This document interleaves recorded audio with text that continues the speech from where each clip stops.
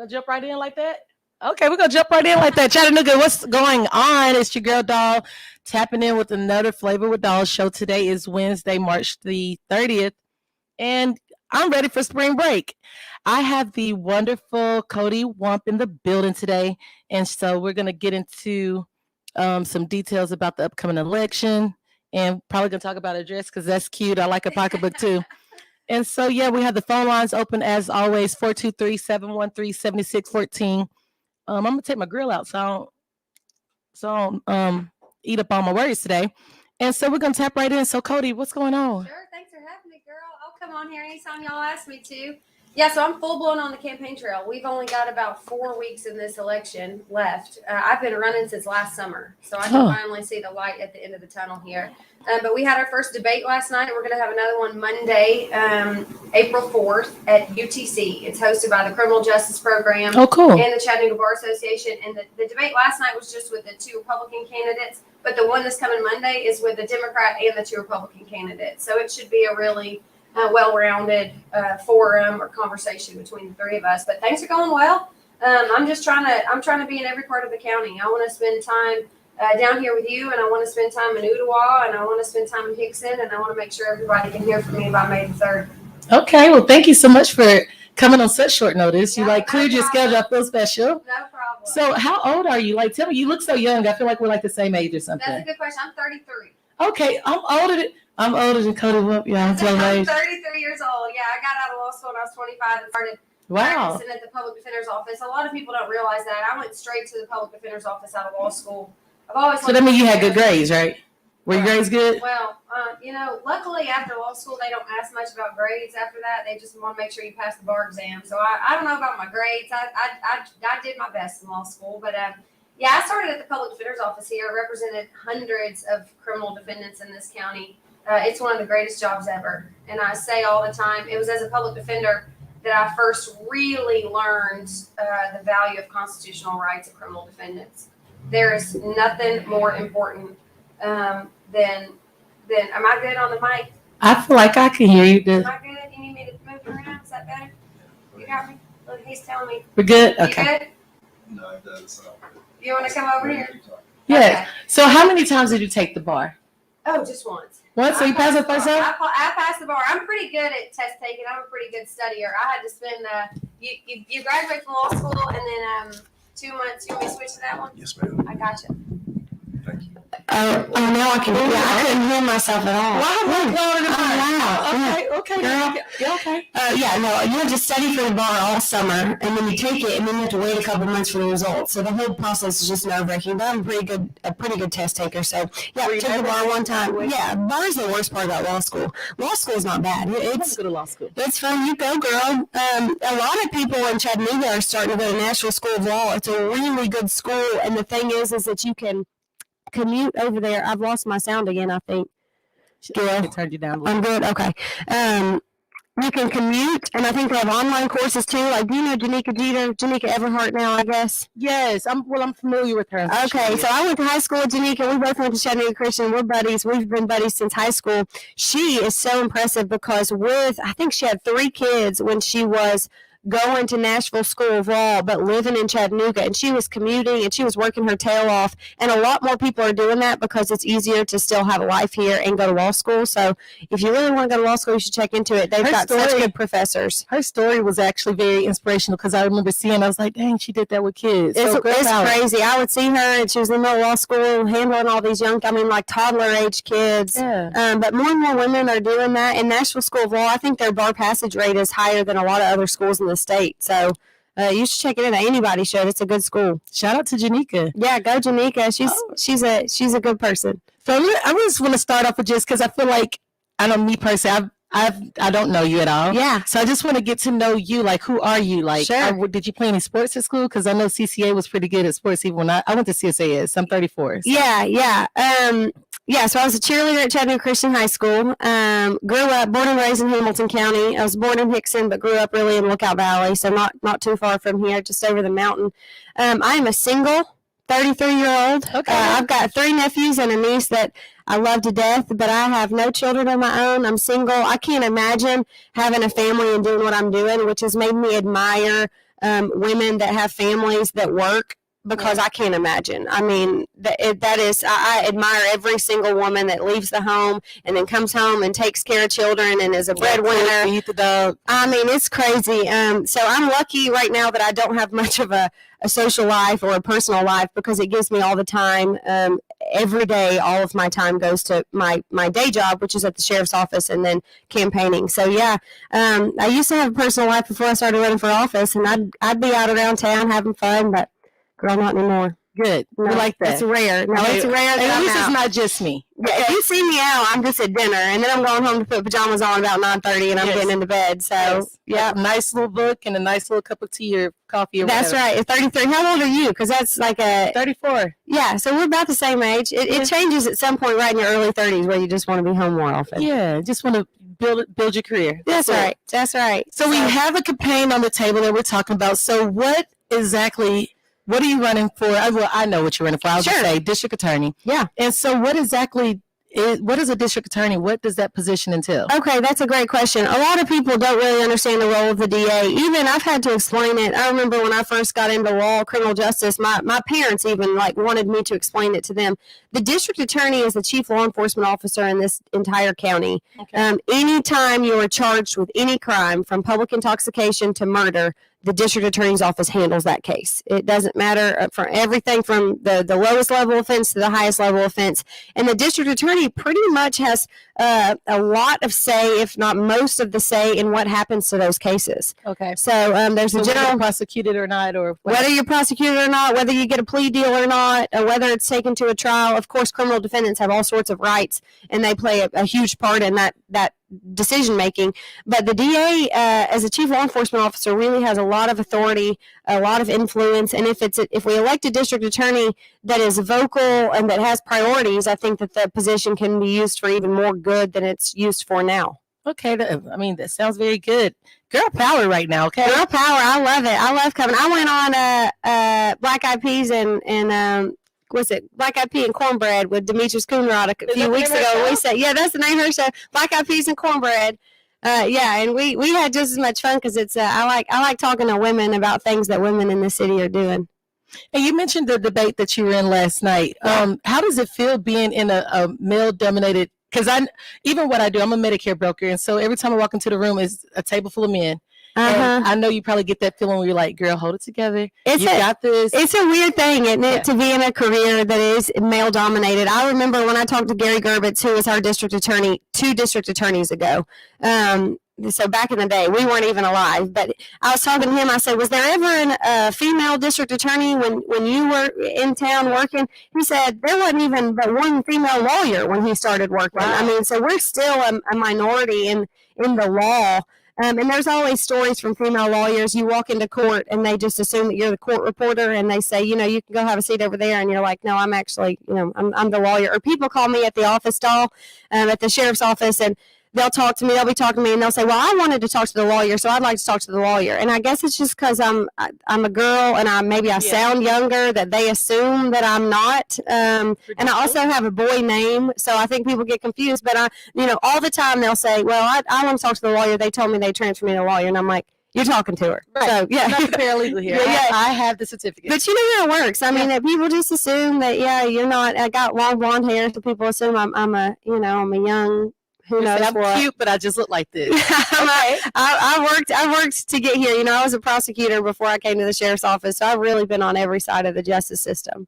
I know I've passed by and I see your billboards everywhere. Oh, and good. So your slogan is criminals deserve to be in jail. Who came up with that? Yeah, so I've got 2 billboards. One of them says endorsed by both police unions, because I have been. The other one says violent criminals belong in prison. Okay, that's what it is. Yeah, and I talk a lot about priorities as I sort of move around the county. You might not have known. I don't know. When did you know who the district attorney was? Because a lot of people didn't know who he was until I started running against him. No, I try not to be bad. So Well, you don't want to come in contact with him. My point with the priorities is that really this community, especially where we're at with crime and criminal justice, this community should know who the DA is. And the DA should be vocal and outspoken about the things that the office cares about the things that the office is doing. And I'm going to sort of bring that back to the DA's office. People are going to know who I am and what I'm doing, and I'm going to be out talking to high schools and churches and make sure everybody knows what our priorities are. One of those priorities is violent crime. We've not prioritized violent crime for the last 8 years, period. We brag when we have a second-degree murder case. We brag when we send that person to prison on an aggravated assault for 7 years. Well, that's not justice. We need to prosecute crimes as we indict them. And if we don't have the evidence to indict them and prosecute them, we don't need to indict them, right? That's also part of justice. So I'm going to prioritize violent crime. I'm going to try to work with the inner city on gang issues. I think we've got 29 validated gangs in this city at this point. Okay. We need to work on that. We need to focus on fentanyl. Fentanyl's killing more people in this county. This is crazy, Doll. No, I just found these statistics out. In 2021, we had 194 overdose deaths in this county. We had 33 homicides. Or just Well, there's a statute that was created a few years ago allows for a second-degree murder charge if you can show who sold the drugs to a person that overdosed and died. It's a really hard statute to work with. okay. DAs across the state are trying to do it more and more, and our current DA has several second-degree murder cases that are hard. But fentanyl is 128 of those 194 by single-handedly. So the medical examiner's report would say, last year, 128 people died from fentanyl alone. Well, that's crazy. We only had 30-something homicides in this county last year. So we're talking about, 4 times as many fentanyl overdoses alone than homicides. So we talk about homicides and we need to talk about violent crime, but even more so, I think we need to start talking about fentanyl, making the sentences harsher. If you're selling fentanyl in this county, you need to spend some time in prison. I'm not big on low-level drug offenses. I don't think we need to shame addicts. I think we need to start shaming the addict. We need to stop shaming the addicts and stop sending those misdemeanor cases to the jail. That doesn't do any good. Instead, we need to send the major dealers to prison. That's how you stop. That's how you stop overdoses, right? Have you taken any sociology in because I know you've been in school for a long time. Have you taken any sociology classes high level? I was a political science major in college. My minor was actually in African studies. But no, I think I got a C in the only psychology class I took, but I don't remember taking any sociology classes. Do you understand how sociology works? Probably, I would like for you to explain it to me in the way you're talking about. Yeah, tell me about it. And this, I feel like when you're dealing with people, it's good to have a sociology background just because it will explain and kind of help you understand why people do what they do. Yeah. And not just the way from psychology looks at it from the way the brain works, but sociology actually looks at the, sociological patterns. Okay. Maybe this is all you've known, this is all you've seen. So I feel like there should be some gray area when dealing with drug offenders as well. Maybe, and this is just my opinion, maybe even some more career kind of driven rehabilitation. Sure, because absolutely. Some people don't even understand what it's like to have a normal job. That's right. Which that doesn't, release them for any responsibility if you're out here killing people. But, I feel like our whole town, our whole nation is a product of our environment. That's exactly right. So, and that's important in criminal justice across the board. When I was a public defender, one of the greatest parts of having that job is getting to know people and their backgrounds and their stories, because most of the people I handled as a public defender, they didn't have any life that resembled the life that I've had. And that's important to know. People have different backgrounds. People have different experiences. No one's life looks the same. And so in criminal justice, you have to understand that. When you're evaluating a case, you have to know the defendant's background. And I love a defense attorney that will come to me as a prosecutor to say, hey, listen, this is what happened in this situation. This is where this person, this criminal defendant is coming from. This is how he got here or she got here. This is what we could do to help them. I love that. I think we should have more conversation about rehabilitation. Again, we have to make sure that our violent offenders are not getting out of custody to repeat these violent offenses. Right. But for the most part, we need to be thinking about rehabilitation. A lot of people don't know this about the sheriff, but the sheriff wants as many misdemeanors to get out of jail as we can get out of jail. We need to save our jail space for serious offenders. Sure. We need to get misdemeanors, and I've said this across the campaign trail, we need to get misdemeanors out of the jail. Unless there's a good reason, and sometimes there's a good reason for you to be spending some time in jail. If you keep committing the same offenses. Certainly domestic assaults we need to be more concerned about Sure. than low-level drug offenses. But for the most part, we've got ankle monitors. We've got, trash pickup, litter pickup's been a big topic lately because we're not doing enough of it. There's probation. There's alternatives to being at the jail. The jail for misdemeanors, it doesn't do you any good. No. And we're trying to create more programs out there, including a new vocational program that we've started to help and to get people out of the jail and help them not return. But we do need to be having this conversation about what matters, what needs to matter less, what should we be negotiating on in court and spitting out of the system versus what we need to actually litigate, the serious offenses that need to make their way to trial court. This is the perfect time to have this conversation because we've got a contested district attorney's race. Okay. I know that I read, because I read the newspaper. I don't really watch a lot of TV. Okay. But there was a mention that you made about the so there's a lot of kids now that have guns and weapons, and so you feel strongly about, like, at 16, 17, you feel like they shouldn't be held accountable. Yeah, I'm glad you brought that up. Yeah, we've got more juvenile criminal offenders than ever, and we have more juvenile victims of firearm crimes than ever. Yeah. And it's one of the reasons I'm running for office, because I sort of monitored the situation. Do you remember that in 2020, 3 children were shot in the West Village? I remember that there's been a big Two, 4, uproar of it. and 9-year-old were Yeah. shot, and I still don't think anyone's been arrested in that case. And from that point forward, I sort of started tracking it. There was 14-year-olds that were shot. There was an 11-year-old that was shot. There was a 13-year-old that was And shot. I've got small boys. And so you've got small yeah. boys, and we weren't really hearing anything from our DA's office. And a 2-year-old was shot on Plumwood in May of last year, and no one said. There was like one small article, 2-year-old shot on Plumwood. Well, that's egregious. Right. We need a district attorney that's willing to stand up against this and say and make comments on the record, not about the facts of any investigation, because that's not always appropriate, but to say, hey, listen, my office is going to start tuning into these juvenile victims and juvenile crimes. I do think if you're 16 or 17 years old in this city and you've had a history in juvenile court and you put a firearm in your hand with the intention to harm others, I think we should start transferring more of them to be tried as adults. I think that's how we deter that from happening for the next decade. What do you have to say about people questioning your experience? I know that some people feel like, because we talked about it. But people think, can you just really tell, because your dad, I don't know if you are tired of that shadow. No, absolutely not. You've kind of been bred for this, right? Well, so my mom and dad didn't graduate from college, and I don't have another lawyer in my family on either side. I'm the first lawyer in my family ever. Wow. So not really, but I'll tell you this. My opponent has been a prosecutor for the last 28 years.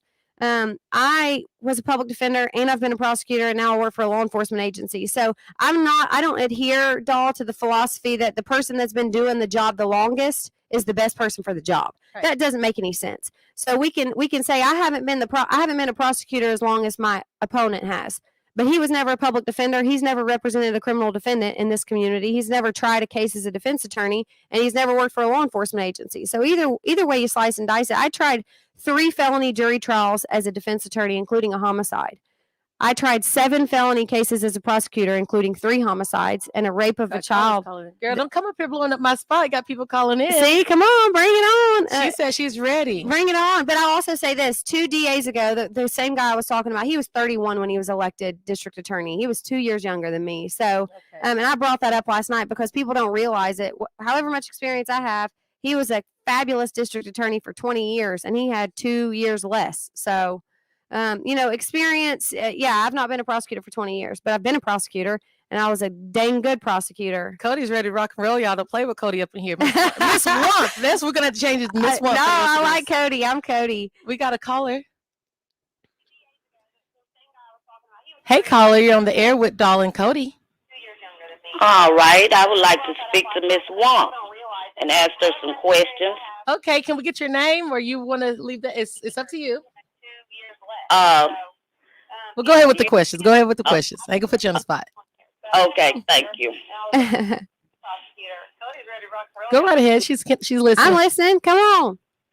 Hello, Miss Wamp. How are you? I'm doing great, man. Thanks for calling in. I appreciate it. Yes, I would like to first say that your father is a wonderful person. Thank you, ma'am. I appreciate that. I'll just be anonymous for right now, But I would like to know what do you feel about the NAACP? Yeah, so this became controversial a couple weeks ago. I think my opponent tried to use the NAACP sort of as a political weapon. It should not be politicized. We should be able to have open and honest conversation. And I don't think that my feelings towards some of the NAACP policies should reflect how I feel about our minority community or our black community. I don't think we need to do that. I made the statement that I don't agree with all of the NAACP's law enforcement agenda. Well, I don't see why you should not, because civil rights. Do you know that the NAACP is the oldest organization in the world, not just in Chattanooga, and it fights for civil rights. It fights for civil rights, and I would like to know are you a member of the NAACP? No, ma'am, and I'll tell you this, I actually know a whole lot about what the NAACP has done over the last 100 years, and we would not be where we are in this country. Do you plan to be a member of the NAACP? No, ma'am, I don't. But again, let me say this. Hang on. How could you think that you could represent the people of Chattanooga when you are not even trying to fight for civil rights? That's civil rights. You should be a part of it, ma'am. I don't think you're experienced enough to be trying to run because you don't even know nothing about civil rights. Do you know Mary Overton was a white woman? I do know that. I actually do know that. She founded the NAACP. Well, why do you think that the people of Chattanooga would try to vote for you when you don't even stand up for civil rights? How can you can't be an individual prosecutor. You have to fight for the people of color.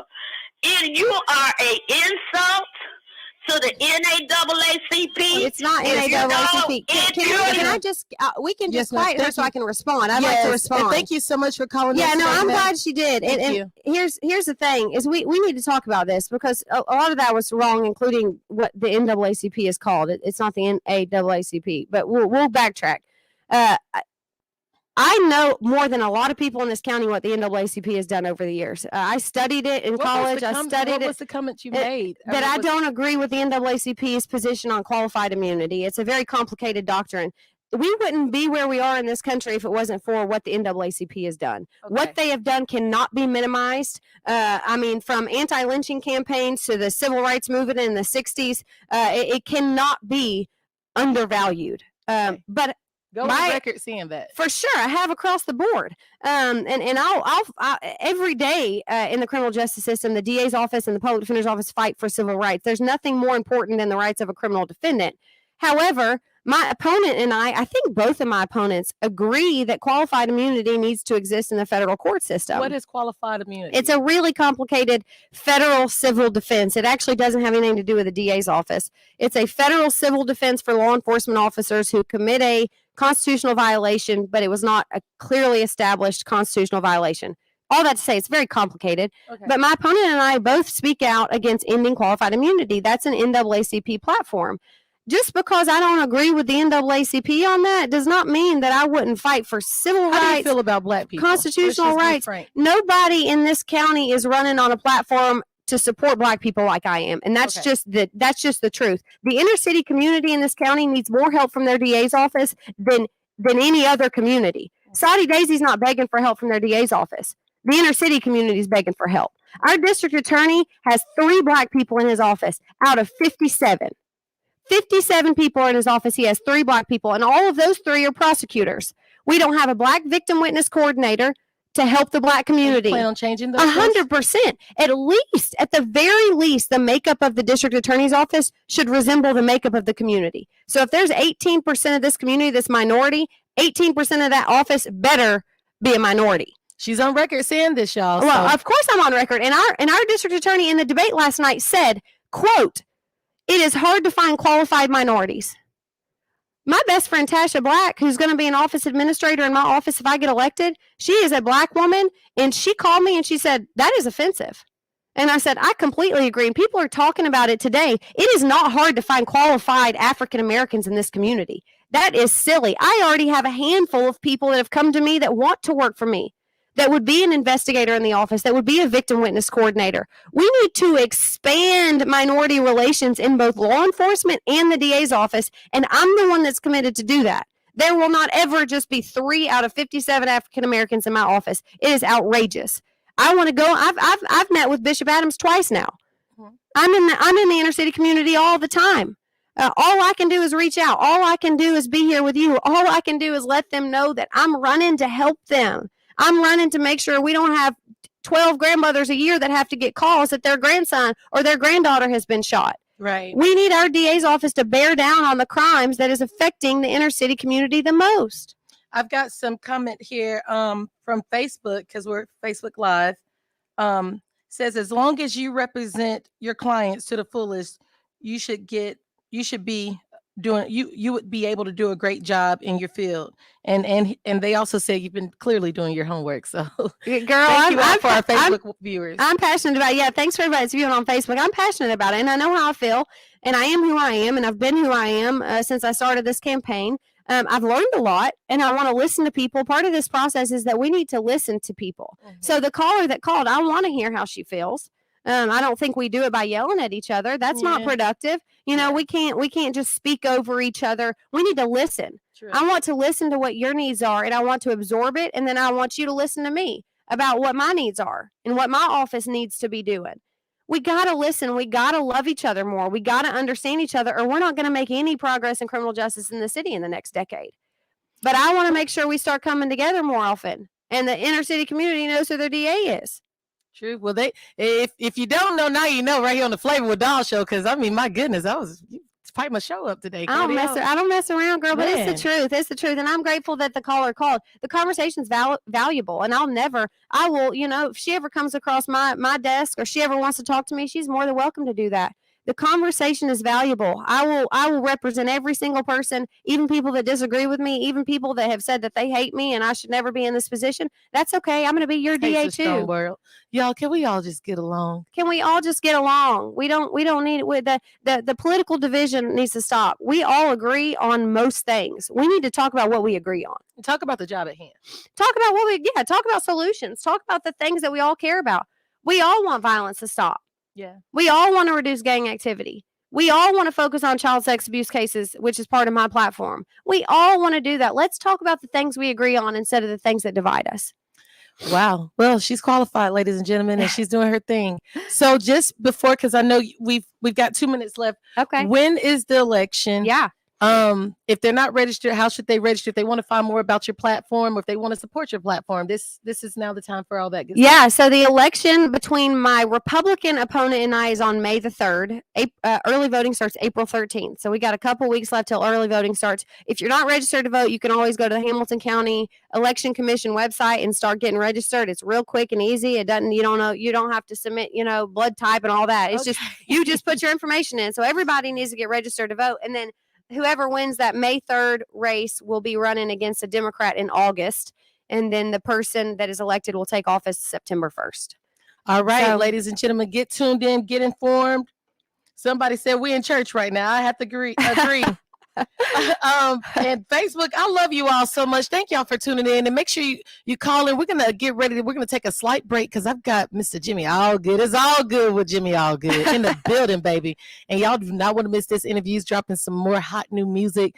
The phone lines are open 423-713-7614. Of course, we're always looking for sponsors from the show. I need some sponsors, Coty. You tell some of your people to tap in because I got to be able to keep my show alive. I will, girl. And thanks for having me on. I'm grateful to be here. I'll come back if you want after the May 3rd primary. I'd love to come back. Maybe you could have me and the Democrat here after May 3rd. Let's do it. Together. Y'all do it at the same time? Yeah, it'd be great. Hey, okay, we're gonna get a debate going. That'd be so great. Y'all, thank you so much. Tune in. We're gonna let Mr. Wamp. Can we, Miss Wamp? Can we get some? We can pay some bills. You got some sponsors. Work from our sponsors. Who is that? Okay, we're gonna go on break.